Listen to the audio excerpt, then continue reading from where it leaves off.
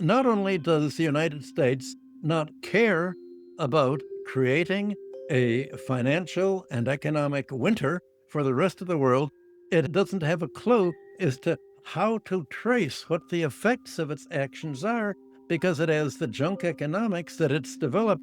One of the reasons why capitalist societies like dealing with inflation by raising interest rates and causing recessions is that, of course, it weakens the power of labor, which is what they always want. Hello and welcome to the 59th Geopolitical Economy Hour, the conversation that illuminates the fast changing political economy and geopolitical economy of our times.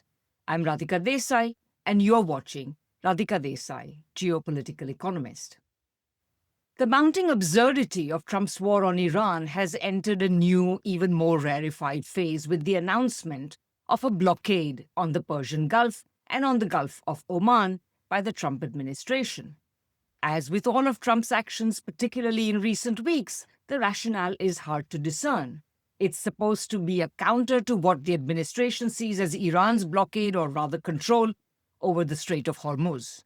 But it is an open question whether the United States has the means to impose this blockade, and exactly how it is going to ease the supply of oil is anyone's guess. No wonder the goalposts keep shifting. Initially announced as being a blockade on all traffic, it was then restricted to Iranian ports, all to be enforced by US military assets 1,000 miles away.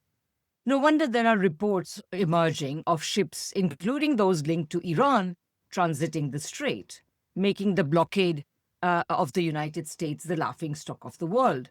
No wonder oil prices are not exactly leaping up. And no wonder there are further reports emerging of another set of talks being planned between the United States and Iran this weekend. Trump's search for an off-ramp in this unwinnable war continues. The absurdity of the war on Iran is, of course, the latest in a series of the absurdities that the Trump administration has inflicted on the United States and on the world. They include shouting at world leaders, tariffs portrayed as liberation, followed by a series of flip-flops, particularly over China, that earned Trump the acronym TACO. Trump always chickens out. There was also the 12-day war on Iran. And beginning earlier this year, the stunt in Venezuela, the threats about Greenland, the lectures to Europe, and whatnot. While few other things are clear, one thing is, Trump has lost control over the war, over his MAGA base, and most meaningfully, over the prospects of his party in the midterm elections in November. Israel is getting more and more unruly, Iran won't budge, US allies are refusing his demands and requests, and in his desperation, Trump has been reduced to having rows with, of all people, with the Pope. This makes one recall Stalin's pertinent question, how many divisions does the Pope have? With me to discuss all this about the present stage of Trump and Netanyahu's war on Iran, its economic impacts, and many other things besides, is, of course, a favorite and regular of Geopolitical Economy Hour, Professor Michael Hudson. Michael, welcome. Well, it's good to be back.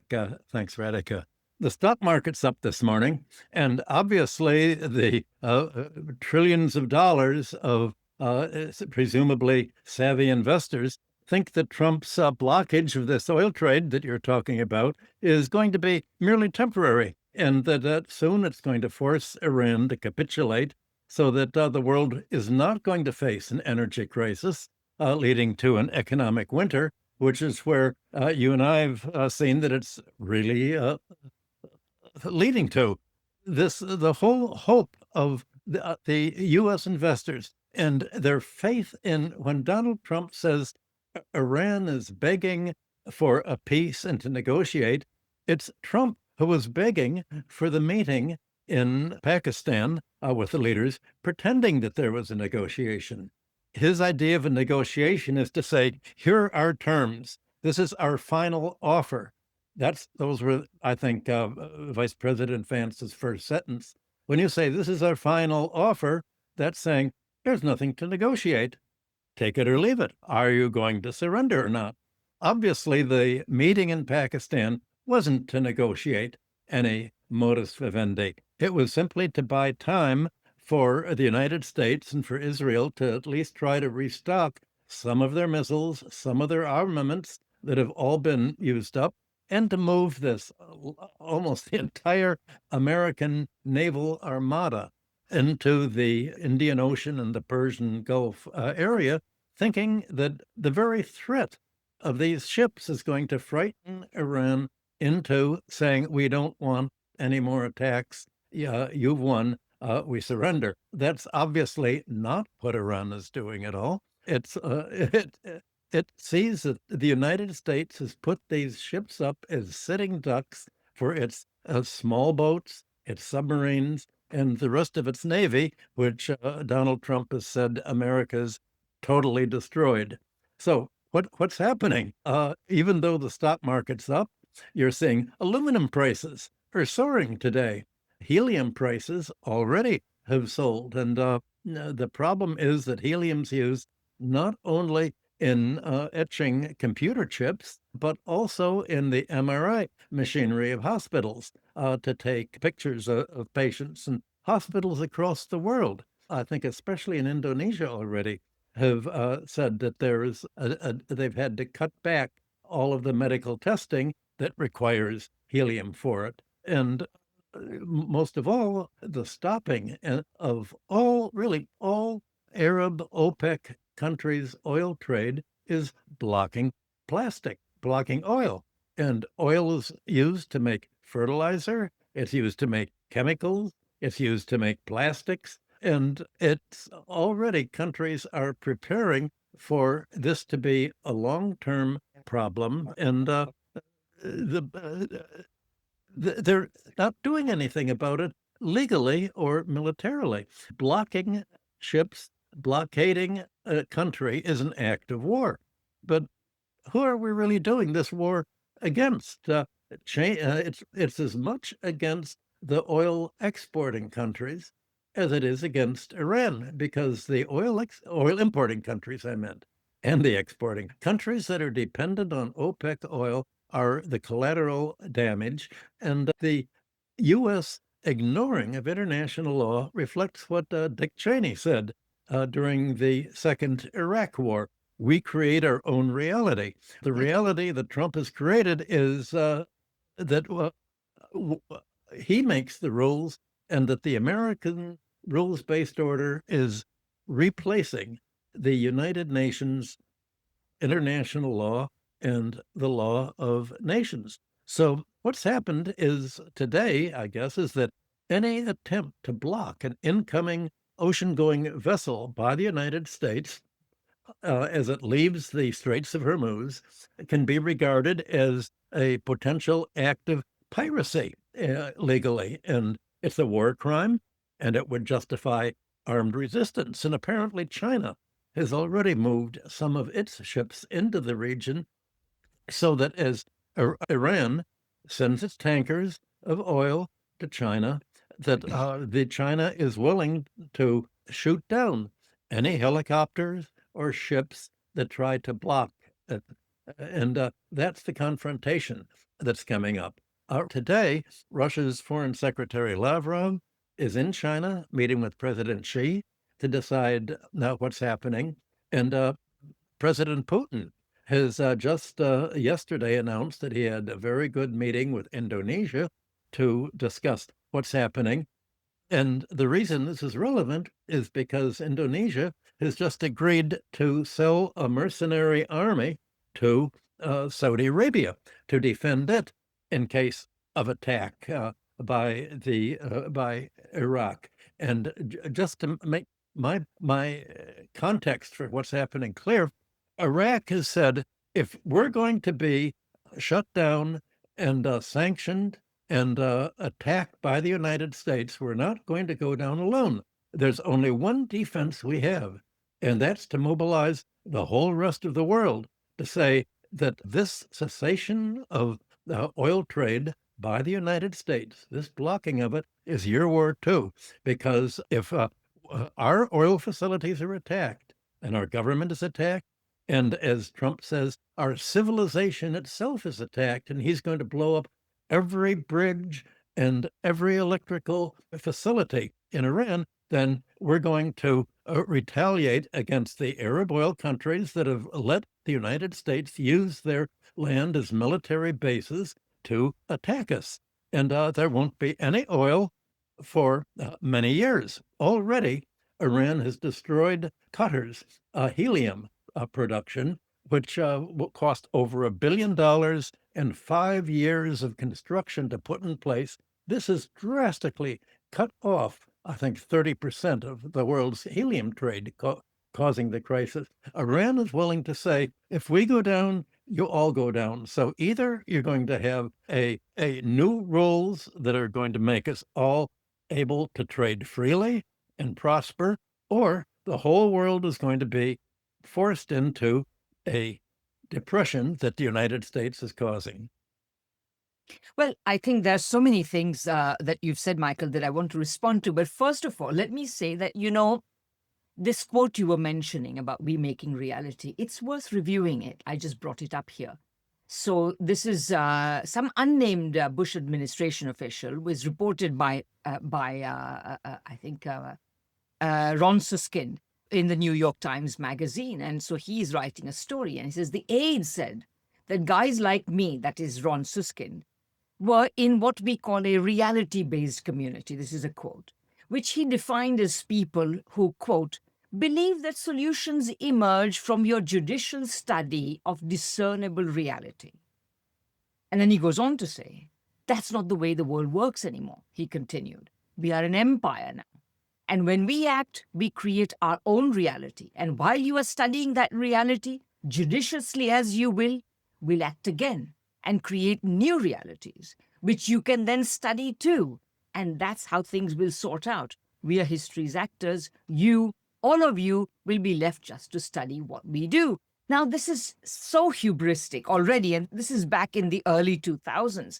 Whatever little credibility such statements had in the early 2000s, the credibility of such statements is completely in tatters now. The Trump administration not only, like you said, well, first of all, the Trump administration was not able to defeat Iran after a 40-day war.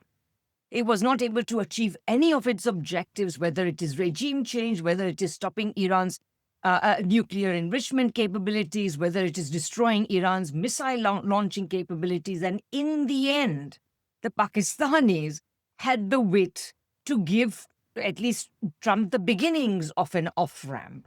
But of course, the Trump administration was not able to take that because essentially, if they had come to any kind of deal, and of course, remember that Iran went to these negotiations with its own red line saying, even a long list of demands, which included things like compensation, the departure of the United States from the region, control over the Straits of Hormuz. I mean, a whole list of 10 demands that Iran was in. Iran has no reason to budge. So the Trump administration didn't really get its off-ramp because any sort of agreement respecting these terms would have been seen for what it is, a defeat for the Trump administration. So he hasn't got his off-ramp. So he continues this completely ridiculous behaviors. And no wonder, of course, and this blockade is complete bluster. As you say, China is moving some military assets to the region because the United States is not at the Straits of Hormuz. The United States military assets are about 1,000 miles away. What the idea is that if they detect certain vessels that are supposedly have broken the blockade that the United States wishes to impose, then they could be boarded, searched, etc., etc. But the moment they do that to a vessel of any sizable country, the moment they do that to Chinese vessels, they've got an even bigger war on their hands. And I doubt that they are going to have to, I doubt the Trump administration can take that on. I mean, they may try. There will be then further destruction and so on. So anyway, that's one set of points I wanted to make, is that the distance between the hubristic rhetoric and the puny reality of American military capacities is getting wider and wider. Now, you also said that, markets are leaping up. And I guess there are two things to say about this. Firstly, Trump has been enjoying his capacity to make markets go up and down. So he He says one thing and then the markets crash and then say, oh no, everything's fine. We've come up with a deal, whatever the adversary is, and so on. So markets go up again. So like a bit like a kid who's, learned how to play some or the other thing. He's amazed at the effects that he can have. So that's part of it. But the other part of it is that Trump is now having to make more and more shocking statements for markets to go down and then to come back up again, so that his, the effectiveness of the sensitivity of the market is diminishing. That's another part of it. And this is despite the fact, and this is my second point about markets, is that actually considering that there is so much cash sloshing around in the dollar-denominated system, it has to go somewhere. So some or the other market is going to go up if one market goes down. And so to that extent, I think markets doing anything is really not particularly surprising. To me, I think that the most important effect of all this will be something I've been predicting since the beginning of this Trump administration and the beginning of his tariffs and all that. And I said, basically, the United States is acting as if its centrality to the world economy is the same as what it was, say, in 1950. It isn't. The United States' total share of imports is now at about 15% of total world imports. Okay, it's not small, but it's not enormous either. So the rest of the world is increasingly going to learn to live without any contact with the United States, and this is already happening with NATO. Keir Starmer was one of the first European leaders to say, we are not joining your war on Iran. So for this, historically, this American, the poodle on lapdog of the United States, namely Britain, to come out and say this is really saying something about the state of NATO, isn't it? Well, you've made a lot of different points. You mentioned the difference between rhetoric and reality, and that's really what it's all about. The conflict between the United States and Iran is not about nuclear enrichment or the fantasy that Iran is developing an atom bomb. But Trump is just too embarrassed to say it's really about we want to control Iran's oil. That's what we're after.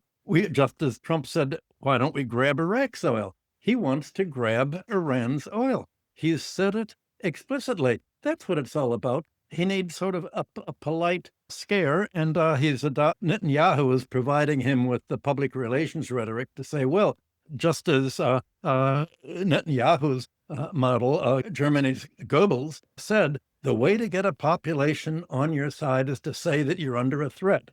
So Trump is saying it's really Iran that's attacking America. That's why we have to destroy every bridge in civilization. That's why we have to kill its leadership. We're under attack because our national security is not secure unless we can control the whole world's trade and finance and deny other countries their own security. That's the inherent definition of American security is no other country will have security. The U.S. attempt to control the oil trade Trump says, we're actually going to come out ahead. He said it may be that we're not going to be able to conquer Iran, but we'll blockade it. What we can do is slowly put sanctions on Iran, just like we tried to impose sanctions on Russia, hoping that there would be a regime change and an economic collapse there. So what he's done is saying, well, we've gamed it all out. He said this 2 days ago. We don't need foreign oil. Yes, there's going to be an oil crisis in the oil consumer countries, all the way from Western Europe to Japan and Korea are the most oil-dependent countries. And he said, but we're going to come out ahead because the United States is actually going to be the world's supplier of liquefied natural gas of last resort. The United States will be a gas and oil exporter, and it will end up with the control of the world's oil trade. That is the center of American foreign policy, is one of the most vital choke points in the international economy that America controls. And that's all America has to do to defend its loss of control that it had in the world it created after 1945. uh, it can cause chaos for other countries. And Trump's response to everything is, well, if we can cause chaos, America's self-reliant, just as Russia is, by the way, in energy and other materials. We can come out ahead of other countries. So it's going to be your loss. So you other countries, you'd better back us in supporting our fight against Iran so that we can end up supplying you with oil under our control on our terms, our prices, and our determination of who gets the oil and what they're going to do with the earnings from all of this oil. Well, that's basically a declaration of war on the rest of the world, and Iran is calling his bluff. He's saying, all right, if you're the threat of isolating us, and as I said, Iran will then wipe bomb all the oil export facilities from Saudi Arabia to the Arab Emirates, then the whole world will go without oil. But what is the rest of the world doing? It's not doing anything. And what it needs, the only defense other countries have against this economic and financial winter caused by a breakdown of oil that will lead to a close down of many major industries. How will Japan and Korea be able to get the energy to make their computer exports and their automobile exports to pay the $550 billion that Japan has offered to pay the United States is in order to keep access to the American market for its exports when it can't even produce the exports. Same thing with Korea's $350 billion. What are they going to do? Even the Financial Times has been writing articles on how can Korea accept this abject dependency on the United States when the whole threat is that no matter what, even if it cannot produce the exports to raise this 350 billion, it's going to just have to give its foreign exchange reserves to the United States as if it's still an occupied country at war with the United States from the Korean War that began, just as Japan is, it's as if it's still at war with the United States under World War II as an occupied territory. They both have military bases there, and it's really going to be up to Iran to decide who gets the oil that is going to be passing through the Strait of Hormuz. That's been its trump card, as you did put it, No that way, intended. for 50 years. Trump is desperate and he's floundering. And he and his Secretary of War, Hegseth, have fired apparently all of the generals that warned him that any fight with Iran is going to be a loss for the United States. That's really the problem. Trump thought that he could treat Iran like Venezuela. He thought he could knock out the regime's leaders and somehow replace them with leaders more pliant to U.S. demands, and that's not the case. He also thought that somehow his NATO allies would support him in Hormuz. He asked Europe. Apparently, he did talk to the generals, and they convinced him that if you try to invade Hormuz, you're going to be wiped out by Iran's defenses there. They're well thought in. They're just going to kill any kind of attempt at an invasion. So Trump said, okay, we don't want Americans to die. He asked Europe to send troops. And Spain, Italy, and even Britain refused to send troops.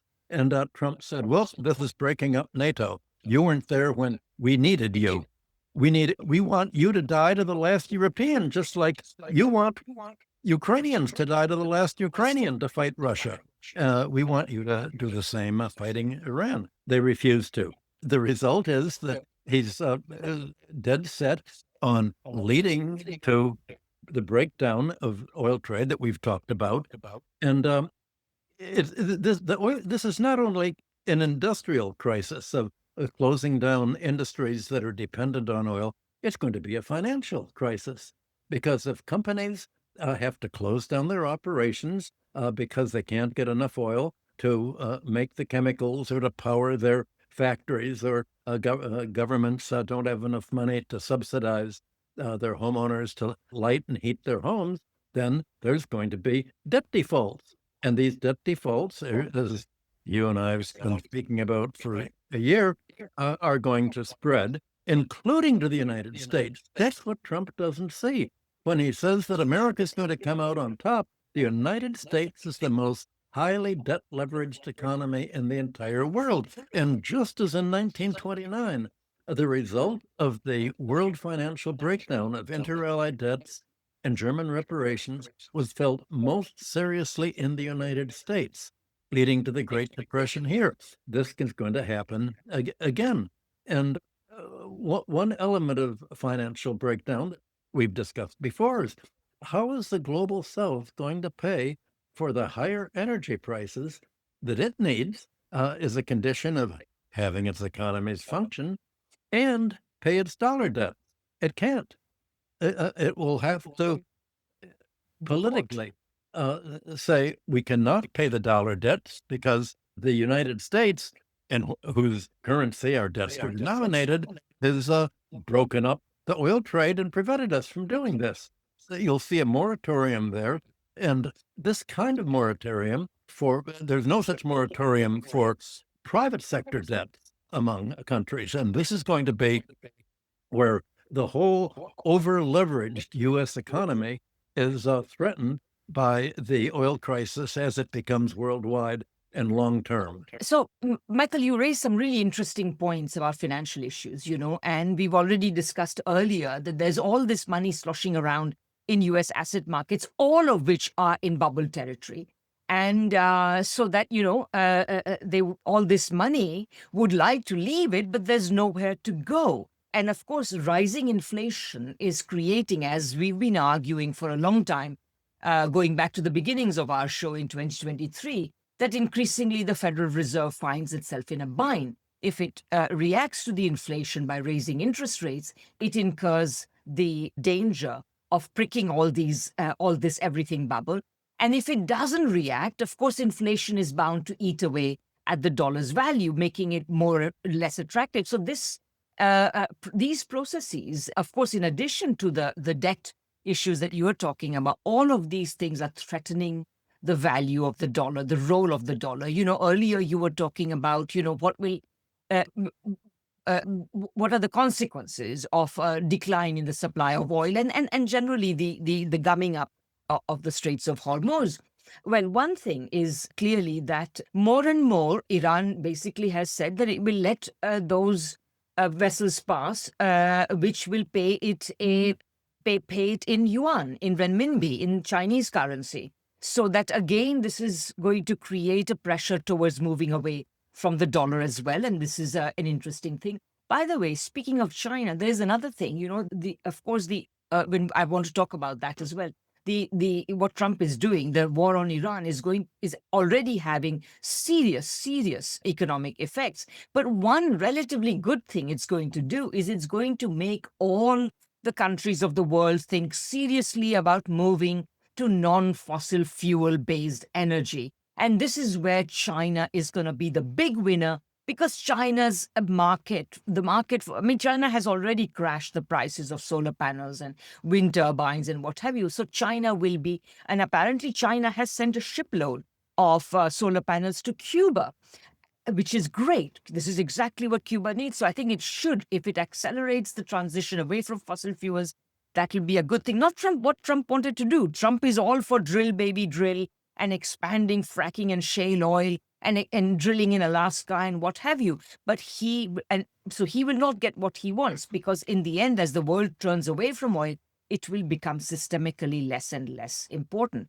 One final point before handing it over to you. This is going to lead to a lot of scarring in the world economy. I mean, as you say, these increases in the prices of all sorts of inputs, not just oil, but things like helium, that's important for high-tech products, things like sulfuric acid, that's important for fertilizers, and all of these things. I mean, this is going to put a lot of businesses and farms out of business. And, it's very easy to destroy a business. It is not so easy to pick up pick it up again, so that even if oil prices fall in 6 months' time, these businesses that have been forced out of business, these farmers who have been forced out of farming, will not find it easy to get back into it, which means that there will be a permanent reduction in some sources of, whatever it is these businesses are producing, and food, and whatever farmers produce. So this scarring, and so the whole world will blame Trump and the United States. And one final point here. It's finally beginning to sink in that the United States simply cannot be relied on. It doesn't matter who is the president. Martin Wolf said in the Financial Times a week or two ago, he said, these are almost his words. He said, if a country that can elect a man like Trump twice is not to be trusted. So there you go. So it is just going to lead to the displacement of the United States from its position of relative centrality to a position of marginality in the world economy. Well, I wish we could take one point at a time, back and forth. All I can do is deal with one point. And you begin by talking about the interest rates and the inflation that is being caused by the rising oil prices. And I want to say something about that. It's basically junk economics, because raising interest rates is not going to lower the international price of oil. It's not connected at all. And in fact, the problem for the US and for foreign economies is not inflation, it's deflation of income. Because if households have to pay more of their income for electricity and gas to light and heat their homes, they'll have less money to spend on other goods and services that presumably they're employed to produce. Demand will go down. There's a displacement effect, and this is the same effect that higher interest rates cause in raising the debt service that homeowners have to pay and taking out a mortgage at higher interest rates. And the long-term interest rates are soaring. That has pretty much stopped trade in real estate here in the United States. So the financial managers of the United States have no understanding of money, banking, and the difference between money and credit and what causes inflation. All they know is if wages go up, then we have to raise prices to cause unemployment so that our wages won't go up and workers are going to have to compete more to get jobs. It's a knee jerk. And if prices go up, that means that somehow investors won't have enough control of the debt service they receive to buy goods and services. That's fantasy too. That's junk economics. Investors don't buy goods and services. It is true that the top 10% of the population in America accounts for half of all of the increased consumer spending in the United States. But basically, investors use all of their income to buy more investments, to make more loans, to buy more stocks and bonds, and because the whole economy's been turned into a Ponzi scheme. That's the only way to avoid debt defaults and to keep the whole fantasy of financial valuations and prices awake. You did get on to another point. I mean, I wish we could just discuss one at a time, but agricultural yields are going to be falling as a result of the lack of fertilizer. Fertilizer doesn't use sulfuric acid. Sulfuric acid's used in mining primarily to leach the basic ores away from what they're doing. That's going to be stopping, so causing all sorts of other raw materials prices to go up for purely technological productivity terms. And it'll cause food prices to go up as the lack of fertilizer reduces agricultural farm yields. All of this is not a monetary phenomenon, but it has monetary consequences which are not understood by the U.S. and European and other central bankers who are trained in the neoliberal economics. No, it's just a small point. I think sulfuric acid is apparently used in fertilizers. It's basically used in the production of phosphate-based fertilizers. So there you go. I'm not a scientist, but I'm just quoting from something I was reading. But no, coming back to the very serious set of points you raised about interest rates and so on, you're totally right. The Federal Reserve has historically had only one means to deal with inflation, and that is to raise interest rates, to tighten monetary policy in a variety of ways. And that was described by the economist Robert Solow as burning your house in order to roast a pig. That is to say, because raising interest rates, what it does is it doesn't actually deal with inflation. It causes such a huge recession that eventually the inevitable decline in demand that it will result in will eventually cause inflation to drop. So it's a bit like, killing a patient or making him very ill in order to resolve his or her illness.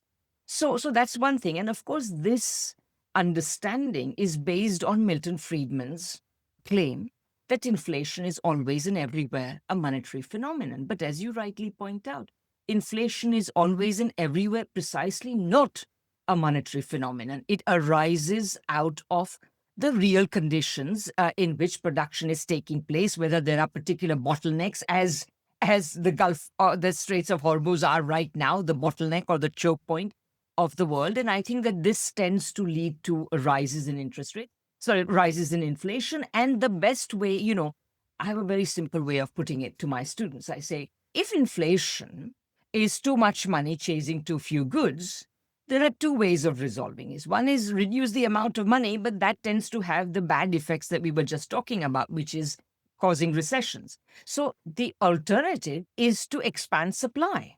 If there are too few goods, why are there too few goods? Produce more goods. And expanding supply actually does not involve restricting money supply, but rather, in fact, expanding it in order that production can increase. You just have to be a bit intelligent about it. But what it then amounts to is that in order to really deal with inflation, you need a planned economy, which is rather close to socialism, which is why capitalist societies typically resist it. One final point. One of the reasons why capitalist societies like dealing with inflation by raising interest rates and causing recessions is that, of course, it weakens the power of labor, which is what they always want. So that's another reason why they favor it. You made the point that John Law made in the early 1700s about that more money will put more unemployed labor and industry in motion. He was right, and Milton Friedman was wrong. But David Ricardo came up with his bullionist theory that for the last over 250 years has guided the International Monetary Fund and banks throughout the world. If a country's running a payments deficit and can't pay its debts, just pay labor less and squeeze the economy and keep lowering labor until it gets so cheap that you can export enough. This is junk economics with a vicious political orientation, as you and I have spoken about all the years. So the implication of what you're saying, Radhika, is that not only does the United States not care about creating a financial and economic winter for the rest of the world, it doesn't have a clue as to how to trace what the effects of its actions are, because it has the junk economics that it's developed just really as public relations patter talk to convince the populations that Margaret Thatcher and Ronald Reagan were right in privatizing the economy and just leaving central planning to the commercial banks and the private sector to decide financially who's going to get the credit and what it's going to be used for, and just don't let governments enter the picture at all. So the whole idea is that this is a war against governments, and what can other countries do to stop this almost nuclear economic winter that's facing them? There has to be government leadership acting together in concert with each other. There has to be a critical mass of countries. And it looks like these countries are going to be China, Russia, and now Iran. And Iran has become a world power, not by being a big investor economy, not by being a financial a power or an industrial power, but it's been the ideological power to explain the political dynamics that are shaping the whole economic environment that is going to determine the next 5 years that this financial winter is probably going to take. No, this is absolutely right. And I think let's briefly survey the economic consequences of this war before closing, because we should close soon. But this topic of inflation, we should probably come back to it in a future discussion. It's a really important one, and there are some fundamental things that we could uncover. But for now, I guess what I want to say mainly about the economic consequences of this war is that it is, you started by saying that not only is the Trump administration willing to impose huge economic costs, an economic winter, as you were saying, economic nuclear winter on the rest of the world. But I would complete that sentence slightly differently from the way you did. Not only is he willing to do that to the rest of the world, he's willing to do that to ordinary American people on whose votes he got elected, whom he promised that he was going to make America great again. Well, he may be making America great again for a tiny sliver of the topmost sections of the American population, the really 0.001% who is benefiting from all that he is doing. The overwhelming majority of ordinary Americans are not going to are not benefiting from it, and that is why his numbers are low. And as for the rest of the world, I think that the rest of the world is going to find it exceedingly difficult to forgive Trump and forgive the United States for the harm that's been inflicted on the rest of the world. And that consists of some very powerful people. And I think that I would not be surprised if you saw two different things happening as well, which are not so much economic consequences, that is as a kind of political economy consequences or geopolitical economy consequences. Number one, no matter what Sanae Takachi, sorry, may say about, the belligerent noises she's been making recently, the reality is that Japan's economy is deeply intertwined with that of China. And I think that voices will emerge there too to say that, especially given the way in which the United States is behaving, especially given that Japan can decreasingly rely on any kind of defense umbrella of the United States, that the best policy for Japan is to make friends with China rather than make enemies. And also, as you know, such voices are also beginning to emerge in Europe vis-a-vis Russia. So I think that we are going to see some very, very new patterns emerging in the historic alignments that have governed the world for the last so many decades are going to shift very rapidly now. The question is, what are other countries going to do about this coming financial winter? For Japan, it's announced that if there's any fighting or invasion between China and Taiwan, it's going to back Taiwan. It says, we want atomic weapons. We didn't learn, we were bombed in World War II. We want to use atomic weapons against China. Please, America, use our bases to mount atomic weapons so you can try to attack China and force Taiwan's independence. This is suicidal. And the moment that there's any attempt to Japan to industrialize, there will be no more Japan. That seems obvious. The Japanese are willingly committing economic suicide under their rotten liberal Democratic Party that represents the Yakuza, the gangsters that General MacArthur put in power in 1945 to make armed fighting against the Japanese socialists that were trying to avoid all of this. So Japan now is suffering from the American support of Japanese fascism and the criminal networks after World War II that have controlled Japan ever since. So it's hard to have sympathy with them. And I can't even explain Korea's knuckling under. What Iran says, we will not permit the exportation of oil through the Strait of Hormuz to countries that permit America's military bases on their lands to attack us. Well, the big military bases are, after Israel, are Japan and Korea. This looks to me like they are going to be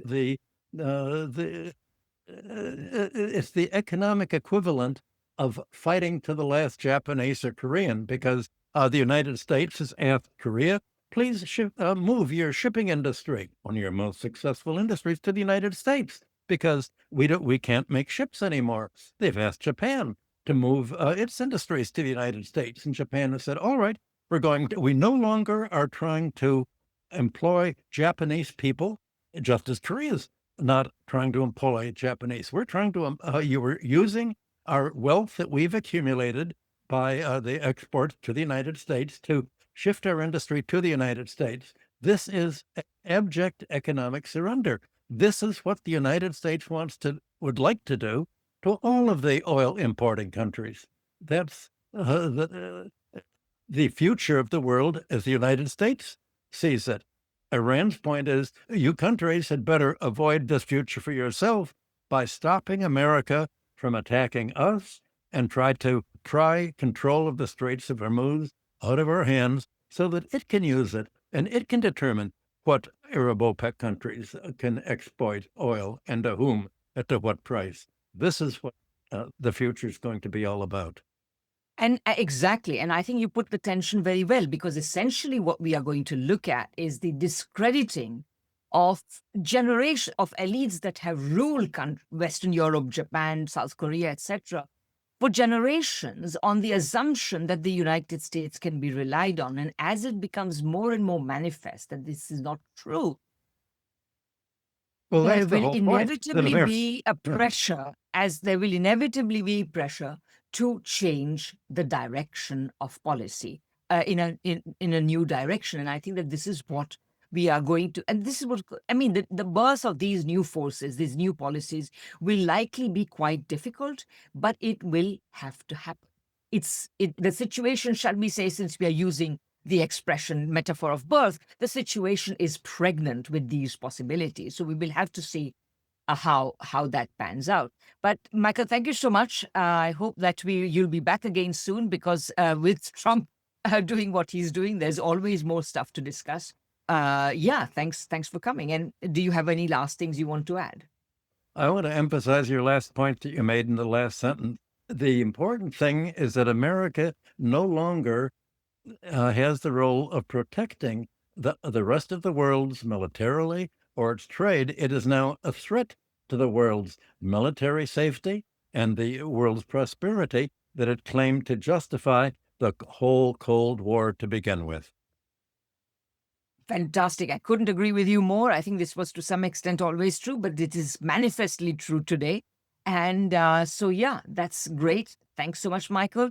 Thanks to the audience for listening to this. Please like, please subscribe, please support Radhika Desai Geopolitical Economist channel in whatever way you can. And see you again soon. Bye-bye.